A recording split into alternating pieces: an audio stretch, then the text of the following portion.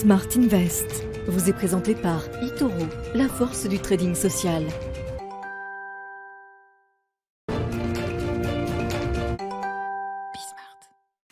Comment intégrer les différents passages d'ordre, les différents types d'ordre que l'on peut passer sur les marchés financiers dans sa stratégie? C'est ce qui va nous animer aujourd'hui dans le tuto. Et pour cela, nous avons le plaisir d'être avec Antoine Fraisse-Soulier, analyste de marché chez eToro. Bonjour Antoine Fraisse-Soulier. Bonjour Nicolas. Bienvenue sur le plateau de Smart Invest, le tuto. On va essayer de comprendre ensemble donc, comment est-ce qu'on peut utiliser les différents types d'ordres qu'on peut passer en bourse, voire même l'effet de levier dans sa stratégie d'investissement. Et on va prendre pour exemple la plateforme eToro. Alors Antoine, comment est-ce qu'on peut adapter sa stratégie en fonction des différents types d'ordres? Alors effectivement, déjà sur eToro, vous pouvez passer des ordres sur 6 classes d'actifs, donc les actions, les crypto-monnaies, les matières premières, les devises, les indices et les ETF. Pour que ce soit plus simple, on va prendre un exemple commun, on va prendre un exemple d'une action. Donc lorsque vous souhaitez investir sur une action, alors on va prendre Apple, qui est la plus connue, la plus forte capitalisation boursière. Vous avez en haut à droite, c'est très bien indiqué, en haut à droite le bouton investir. Donc lorsque vous cliquez sur investir, ensuite apparaît le carnet d'ordre directement. Donc ce carnet d'ordre, quand on regarde, on voit que ce carnet d'ordre se présente de manière assez simple. Vous avez donc vous pouvez choisir entre l'achat ou la vente d'une action. Donc là, on va prendre l'exemple d'un achat. Lorsque donc vous achetez, vous avez ensuite la possibilité de choisir le type d'ordre. D'accord. Donc c'est soit un ordre limite, comme vous pouvez voir, soit un ordre au marché. L'ordre au marché, c'est l'ordre s'exécute directement tout de suite, au cours de l'action. Au cours de l'action, et l'ordre limite, c'est vous mettez un prix. Là, dans cet exemple, on a pris si c'est un ordre limite, on a pris 120 $ sur le prix Apple, sachant que le prix de l'action est à 124. Mais on va rester sur un ordre au marché. Ensuite, lorsque vous passez l'ordre, vous devez choisir le montant d'investissement. D'accord. Donc, comme on est sur un capital fictif de 100 000 $, on va prendre un exemple à 10 000 $. C'est une composition qui va correspondre à 10% du capital. Oui. Et vous voyez en bas qui est écrit, ça correspond à 13 actions Apple. Voilà, d'investir 10 000 $, vous allez acheter 13 actions Apple. Donc là, effectivement, on a acheté 13 actions Apple. Est-ce qu'on peut ensuite se protéger éventuellement, une fois qu'on a investi un montant, avec des types d'ordres, des ordres à déclenchement par exemple? Oui, tout à fait. Vous avez la possibilité de vous couvrir en mettant un ordre type stop, un ordre stop loss comme on dit, qui est à gauche en rouge, et vous pouvez paramétrer l'ordre stop loss, soit en mettant le prix de l'action, c'est-à-dire que par exemple si là l'action va à 113 $, votre ordre stop s'exécutera de manière automatique et vous allez perdre, ça sera vendu, et vous allez perdre donc, ce qui est écrit aux alentours des 1 000 $. D'accord. Et de l'autre côté, à droite, vous avez le take profit. Donc vous paramétrez aussi un ordre à seuil de déclenchement automatique. Et dans cet exemple, on prend par exemple donc 175 $. Donc si l'action Apple touche 175 $, vous allez être déclenché automatiquement et vous allez gagner donc 4 000 $, c'est ce qui est indiqué. Donc ce qu'il faut bien comprendre pour ces ordres à déclenchement, quand on veut les intégrer dans une stratégie, c'est que ça permet de dire si j'achète, mettons, une action fictive à 100 $, si j'ai peur qu'elle baisse trop, je demande à ce qu'une plateforme vende automatiquement à 90 $ par exemple, et si j'ai envie de profiter de la hausse mais sans suivre ça tous les jours, je peux mettre effectivement un take profit, et en fait je peux paramétrer de telle manière à ce que je limite les pertes et en même temps je récupère mes gains. Alors effectivement, si jamais on vend à 120 et qu'en fait ça va jusqu'à 150, on aura vendu à 120. Oui, c'est sûr. Mais ça permet de protéger un petit peu quand même son investissement, ou en tout cas être en phase avec sa propre stratégie. Oui, effectivement. C'est vrai que on a tendance à dire qu'il vaut mieux mettre un ordre stop loss parce qu'il faut quand même protéger son capital. D'accord. Donc on dit souvent laisser courir ses gains et stopper ses pertes. Donc c'est un peu ça. Donc c'est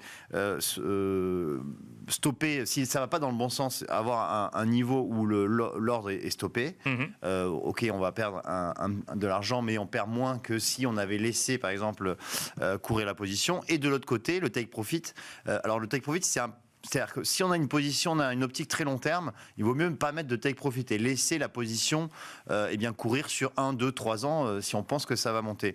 Ensuite, si on a un objectif de gain particulier, on dit que sur cette action, on veut gagner $4 000, eh bien, on met un ordre stop profit avec, un ordre take profit, bien sûr, pas stop profit, take profit avec le montant et on est un gain sécurisé qu'on a prédéfini à l'avance. Est-ce que ça veut dire que dès qu'on fait un investissement, il faut absolument mettre un ordre stop loss dans tous les cas ? Oui. Oui, moi, on préconise de mettre un ordre stop loss dans tous les cas parce que le plus important, c'est la préservation du capital. D'accord. C'est-à-dire que même il vaut mieux, on dit souvent, il vaut mieux se couper un bras qu'une jambe.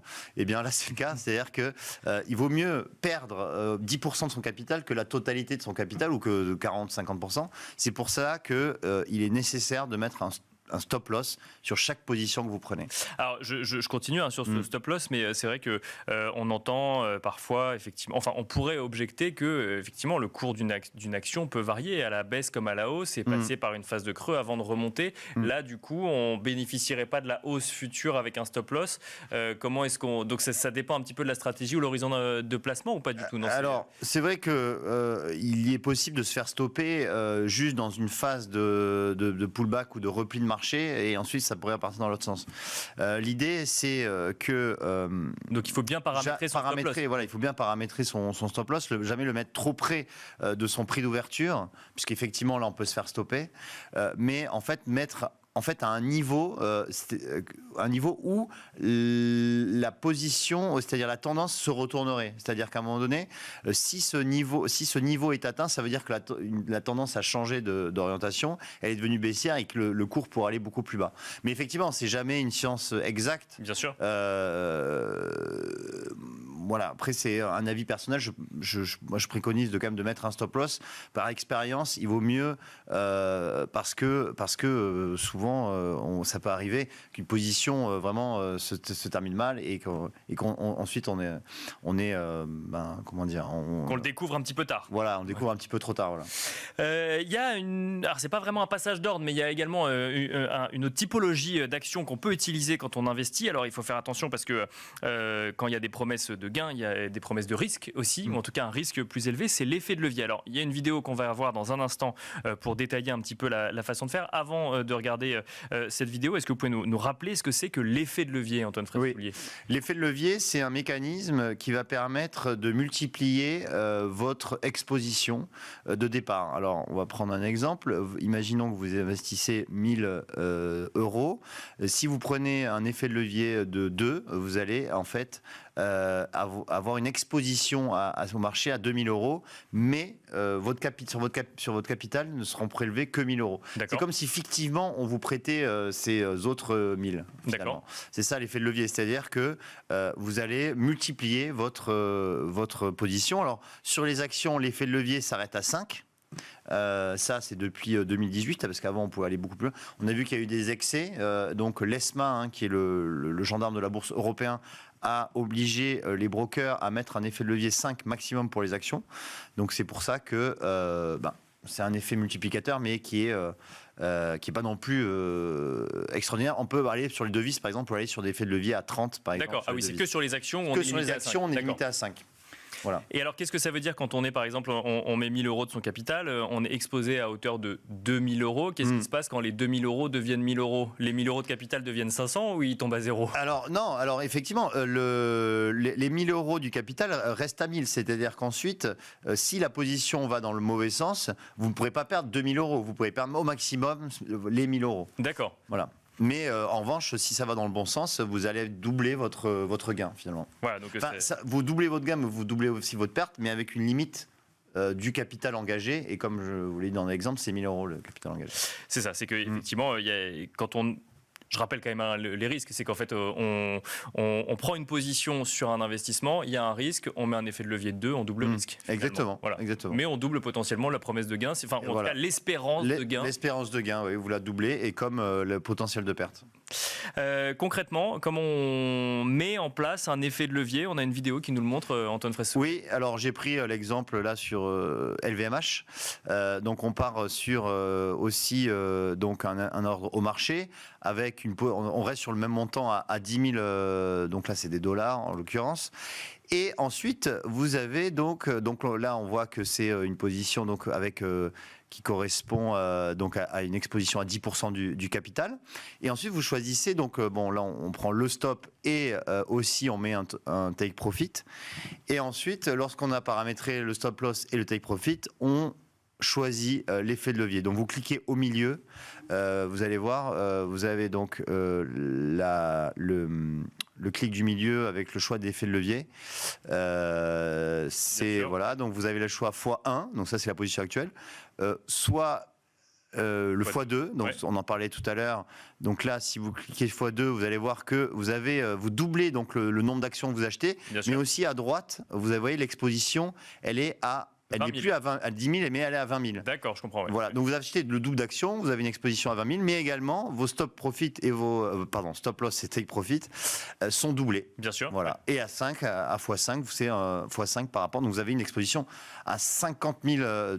Donc là, ça correspond à 50% de votre capital, puisque au départ, il est de 100 000 $. Donc là, on est sur une grosse position avec un effet de levier x5. On préconise en général de ne pas prendre le levier x5 parce que c'est quand même un risque qui est très important. Voilà, c'est ça. C'est que toujours rappeler effectivement que l'espérance de rendement s'accompagne d'un risque plus élevé sur les positions. En tout cas, merci beaucoup Antoine Fressoulier de nous avoir détaillé comment on peut utiliser finalement les différents types d'ordres sur les marchés financiers et l'effet de levier dans sa stratégie. Merci beaucoup Antoine Fressoulier. Je rappelle que vous êtes analyste de marché chez eToro. Merci à vous également et on se retrouve le mois prochain pour un nouveau tuto.